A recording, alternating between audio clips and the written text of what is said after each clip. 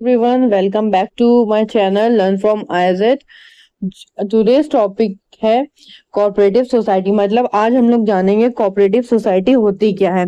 A cooperative society is a voluntary association of individuals who came together to achieve a common economic, social और cultural goal through a jointly owned and democratically control enterprises. अब cooperative society क्या होती है? Cooperative society एक organisation होती है जहां members free will, voluntary मतलब फ्री विल, अपने मर्जी से आते हैं, अपना अपना कैपिटल लेके आते हैं और एक ऑर्गेनाइजेशन फॉर्म करते हैं। उस ऑर्गेनाइजेशन का नाम होता है कोऑपरेटिव सोसाइटी।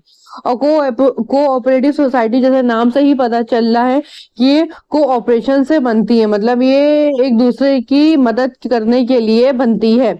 तो अगर आपको कोऑपरेटिव सोसाइटी फॉर्म करना है तो इसके लिए मिनिमम 10 एडल्ट मेंबर का होना जरूरी है। मिनिमम 10 एडल्ट मेंबर का मतलब है कि 18 प्लस मेंबर्स का होना जरूरी है। तो वो लोग क्या करेंगे, वो लोग जाएंगे रजिस्ट्रेशन करवाने। बिना रजिस्ट्रेशन के कोऑपरेटिव सोसाइटी फॉर्म नहीं हो सकती। तो वो जो रजिस्ट्रेशन करवाएंगे वो किसके अंडर करवाएंगे? कोऑपरेटिव सोसाइटी एक्ट 1912 के अंडर। अगर ये वो रजिस्ट्रेशन नहीं करवाएंगे तो उनकी कोऑपरेटिव सोसाइटी एग्जिस्टेंस में नहीं मानी जाएगी। सो मेंबर्स तो इसमें कम से कम 10 एडल्ट मेंबर होना कोऑपरेटिव सोसाइटी में जरूरी है। मैक्सिमम तो कोई भी लिमिट नहीं है सेंट्रल एक्ट में कि मतलब मिनिमम तो 10 है कि 10 मेंबर्स तो होना जरूरी है कोऑपरेटिव सोसाइटी को फॉर्म करने के लिए। बट मैक्सिमम कोई लिमिट नहीं है अंडर सेंट्रल एक्ट में। स्टेट के लिए अलग अलग हो सकता है, बट सेंट्रल की हम बात करें तो सेंट्रल एक्ट में कुछ भी ऐसा मेंशन नहीं कि मैक्सिमम इतने ही मेंबर्स होने चाहिए, मतलब मैक्सिमम इतने ही नंबर्स होने चाहिए कोऑपरेटिव सोसाइटी की फॉर्म करने के लिए। मिनिमम 10 मेंबर्स से भी आप कोऑपरेटिव सोसाइटी फॉर्म कर सकते हैं। अब इसका मोटिव क्या होता है? मोटिव होता है जो आपस में लोग हैं, जितने भी लोगों ने कोऑपरेटिव सोसाइटी बनाई है, जितने भी कोऑपरेटिव सोसाइटी के मेंबर्स हैं, उनका जो welfare of the own members, मतलब उनका मतलब है कि उनको उनके लोगों का वेलफेयर मेंटेन करना है, उनको एक्सप्लॉयटेशन से बचाना है।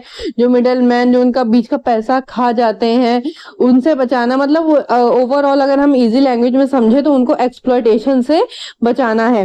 और रिजर्वेशन में बात अगर हम कहें तो कोऑपरेटिव सोसाइटी में एक शेड्यूल कास्ट के लिए सीट रिजर्व होती है, एक ओबीसी के लिए सीट रिजर्व होती है और 2 सीट वुमेन के लिए रिजर्व होती है। इनका जो मेन मोटिव होता है वो मोटिव होता है मनी। तो देखिए पैसा कमाना तो होगा, हाँ, क्योंकि बिना प्रॉफिट के कोई भी बिजनेस तो चल नहीं सकता। बट इनका मेन मोटिव होता है एक्सप्लॉयटेशन से अपने लोगों को बचाना। इनका मेन मोटिव होता है कि अपने लोगों को एक्सप्लॉयटेशन से बचाना। भले वो थोड़ा पैसा कम कमाए बट अपने लोगों को एक्सप्लॉयटेशन से वो बचा सकें। और जो इसको और अगर हम इसका इंट्रोडक्शन जाने तो ये होता है कि इसमें कोई भी अपनी मर्जी से आता है और कोई भी अपनी मर्जी से जब मन चाहे तब जा सकता है। तो ये तो जो था वो इंट्रोडक्शन था कोऑपरेटिव सोसाइटी का। आई होप आप लोग को इतना समझ में आया होगा, और नहीं समझ में आया होगा तो अभी डिटेल्स में वीडियोस और आएंगे इसके फीचर्स के बारे में, इसके बेनिफिट्स के बारे में, इसके डिसएडवांटेजेस के बारे में। तो स्टे ट्यून।